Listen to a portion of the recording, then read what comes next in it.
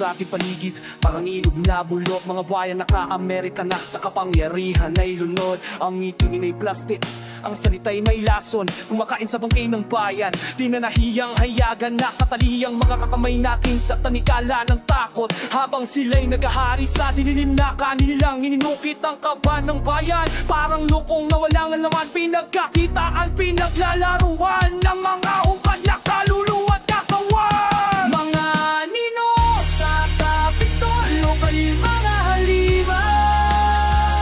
Ang inyong itinginig na mahihirap ang iyong pangin. Ngunit ang talikala niyong bakal, nag-aapoy na sa galit. Pabango ng lahat, magkakaais ang pukol ng pag-asa sa langit. Nakikita ako mga mata sa mga napupong sa skinita.